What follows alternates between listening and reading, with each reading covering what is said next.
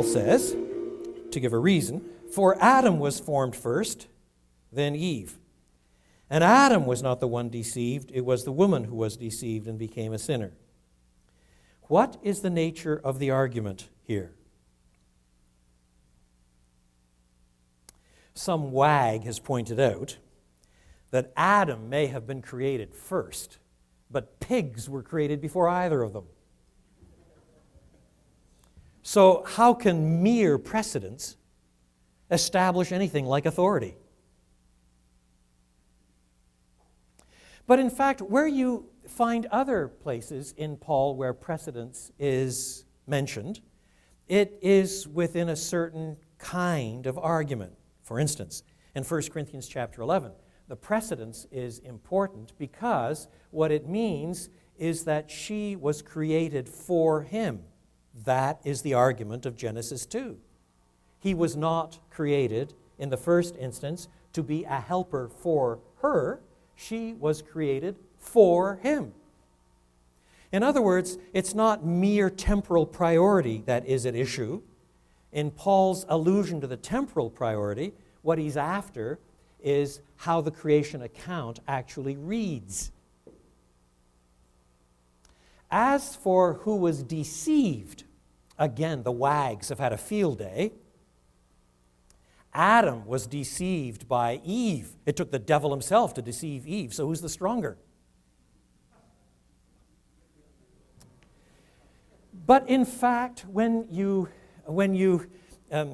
look at the passage, one of the most important things to do in a hotly disputed climate is to try to say exactly what the text says and not more.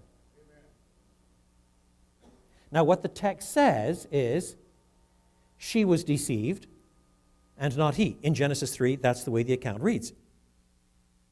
It doesn't say she was deceived because she was morally inferior. It doesn't say she was deceived because she has less discernment. It doesn't say she was deceived because, well, statistically that's the way it turned out and it could have been some other way. It doesn't give a reason. I can think of half a dozen possible reasons, but the text doesn't say. So I will not either. I have some suspicions. But I don't know. God hasn't said.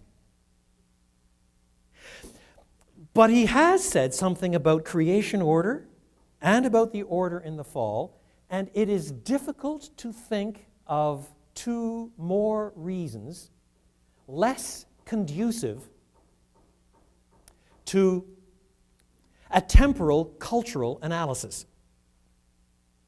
In other words, if what Paul was trying to say here was,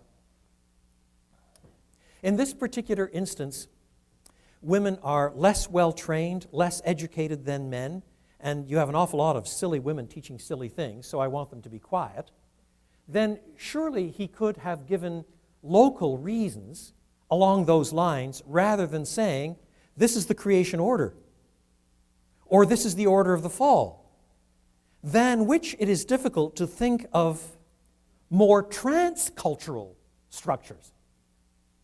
Do you see? Moreover, clearly in Ephesus, some of the men were involved in whatever this error was. Two of them are already named for us at the end of chapter 1. Among them are Hymenaeus and Alexander, whom I have handed over to Satan to be taught not to blaspheme.